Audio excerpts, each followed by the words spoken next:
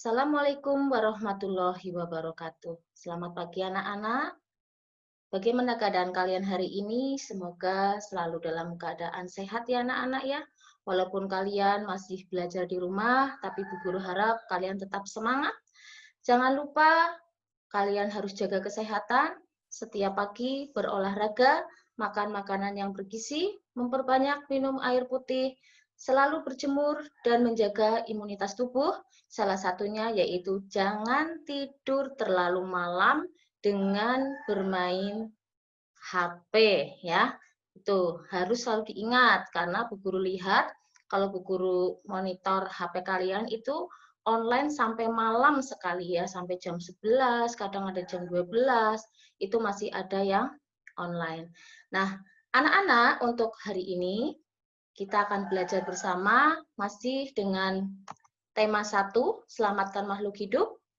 Mulai masuk ke subtema 2, hewan sahabatku, yaitu makna dan contoh nilai sila keempat dan kelima Pancasila. Yang pertama, masuk ke makna dan contoh nilai sila keempat Pancasila. Kalau kalian perhatikan pada gambar di dada burung Garuda, di situ ada gambar-gambar yang melambangkan sila-sila dalam Pancasila. Minggu kemarin kita sudah belajar yaitu sila ke-1, 2, dan 3 yang dilambangkan dengan bintang, kemudian rantai, dan pohon beringin. Nah, sekarang yang keempat yaitu di sini adalah gambar apa ini? Lambang sila. Nah, ini ada gambar kepala banteng. Ini lambang sila keberapa? Sila keempat. Ya. Lambang sila keempat yaitu kepala banteng. Apa bunyi atau bagaimana bunyi sila keempat? Yaitu kerakyatan yang dipimpin oleh hikmat kebijaksanaan dalam permusyawaratan perwakilan.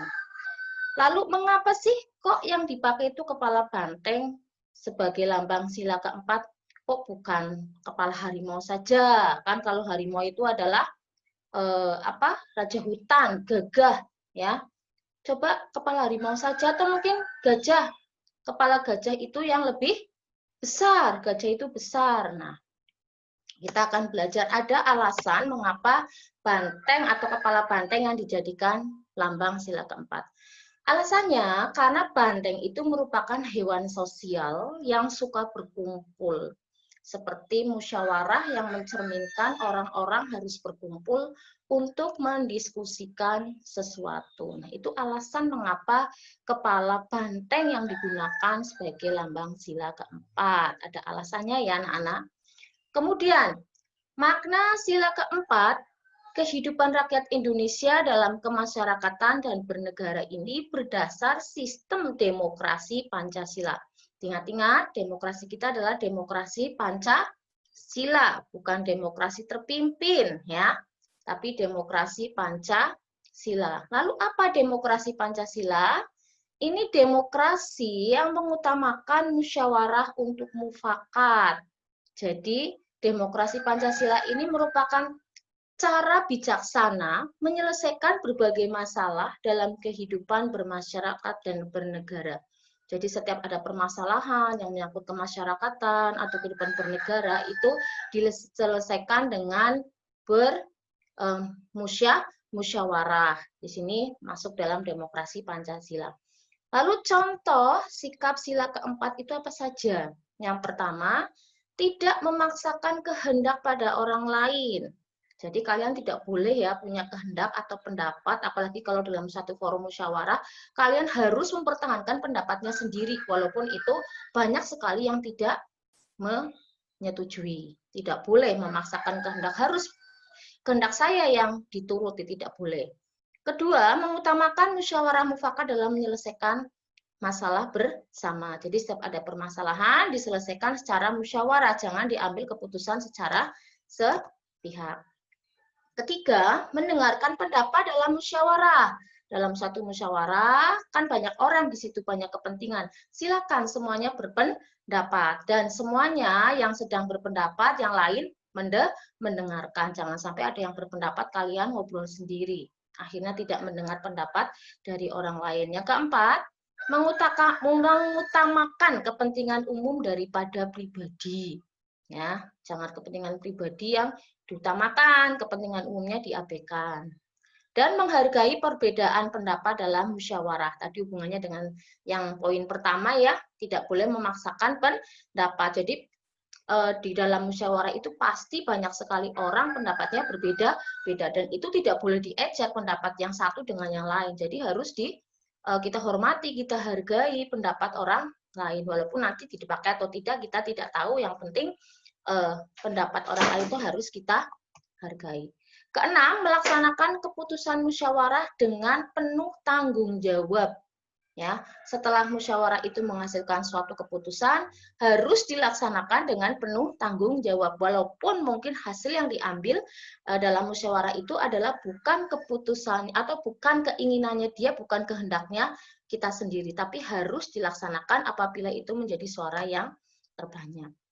Nah, ini banyak sekali contoh-contoh pengamalan sila keempat, yaitu ada di lingkungan keluarga. Contohnya apa? Yaitu misalkan membagi tugas dengan anggota keluarga dengan cara musyawarah. Nah, jadi kalau dalam satu keluarga misalkan ada anaknya 3, ada ayah, ada ibu, di situ harus dibagi. Misalkan yang adiknya ada yang umur 5 tahun, kakaknya ada yang sudah SMP, ada yang sudah SMA.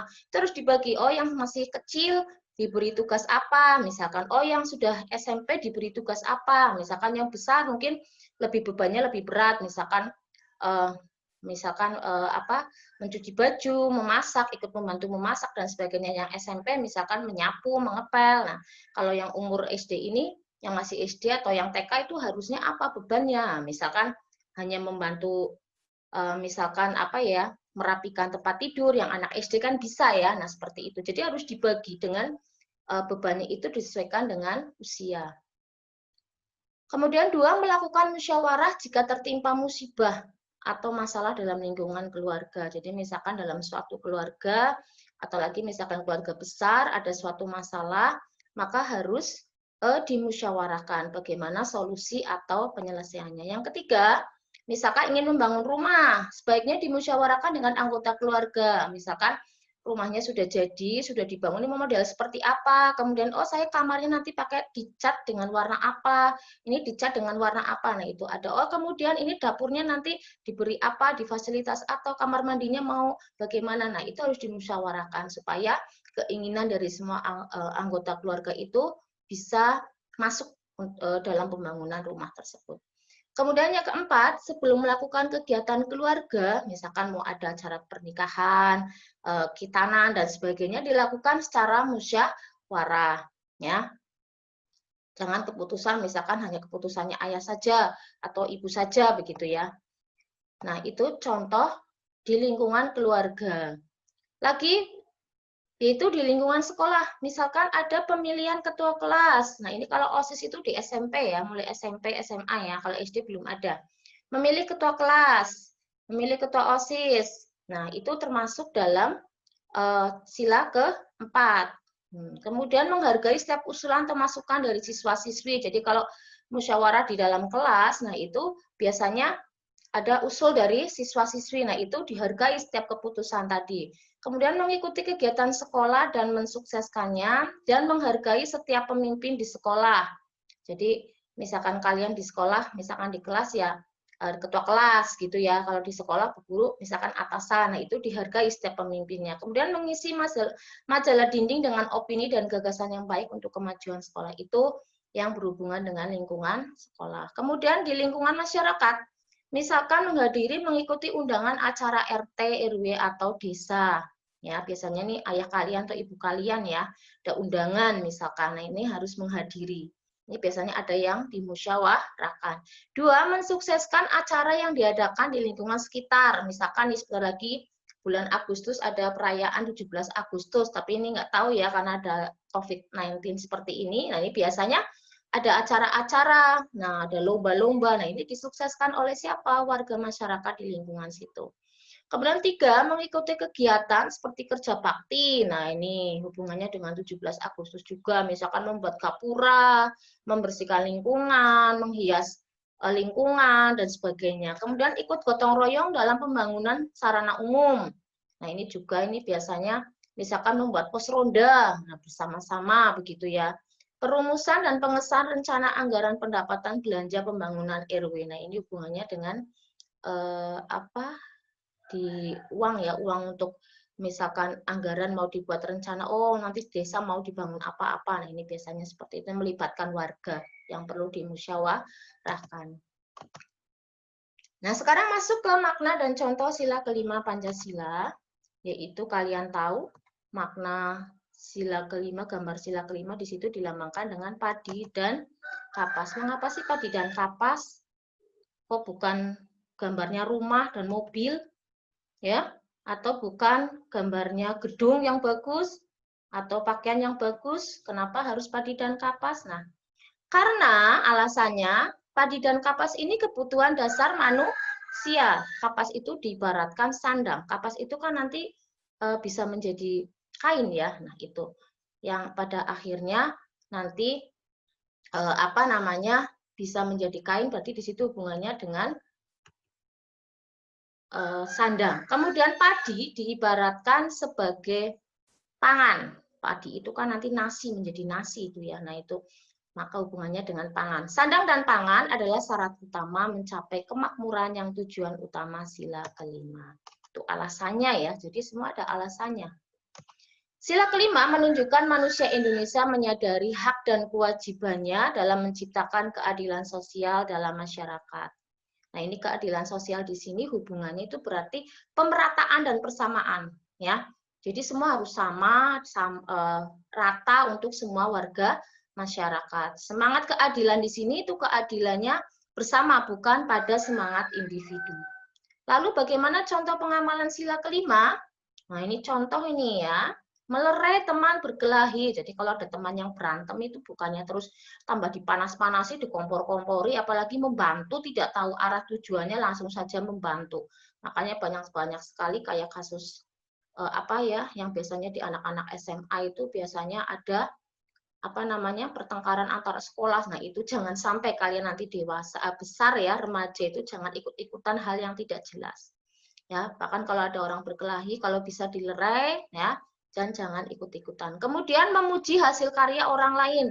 Jadi kalau ada teman yang menunjukkan ini loh hasil karyaku nih membuat ini, elek gitu ya, jangan ya. Wah, jelek nih, bagus punya aku, jangan. Hasilnya seperti apapun kalian, wah bagus. Tapi lebih bagus lagi kalau misalkan ini diberi warna. Nah, seperti itu ya. 3, memanfaatkan kekayaan alam secara bijak. Ya, jadi menggunakan air misalkan ya secara bijaksana, listrik misalkan ya. Menjaga alam agar tidak rusak. Nah, ini contohnya membuang sampah pada tempatnya. Ya. Nah, kalau misalkan kalian sedang main ke suatu tempat, kok nggak ada tempat sampah, ya kalian masukkan saku dulu. Nanti kalau lihat tempat sampah baru dibuang. Jangan sampai nggak ada tempat sampah berlangsung ya. Nah, itu. Ya, kemudian yang 5, memberi hak sosial seperti pekerjaan, memberi tempat tinggal. Nah, ini biasanya dari pemerintah ya. Menyantuni fakir miskin di panti sosial, dan yang ke-7 memberikan tugas kelompok sesuai kemampuan anggota kelompok. Nah, itu anak-anak pelajaran pada hari ini. Bu Guru harap kalian menonton video ini, memahami, mencermati, baru kalian mengerjakan tugas. Jangan sampai mengerjakan tugas itu hanya kira-kira. Nanti biarlah sampai kalian mengerjakan 2 kali, 3 kali. Jangan sampai seperti itu ya. Usahakan mengerjakan sekali langsung skornya bagus. Jadi harus perhatikan, menonton, memahami, mencermati video dulu. Bu Guru memberi soal, semua ada dalam materi video ini. Ya anak-anak ya, kalian sudah kelas 6, harus mulai seperti itu. Jangan senangnya mencari yang instan ya, oke? Ya, semoga Bu Guru apa namanya pada kesempatan ini kalian bisa mengikuti pembelajaran dengan baik. Tetap semangat. Terima kasih. Wassalamualaikum warahmatullahi wabarakatuh.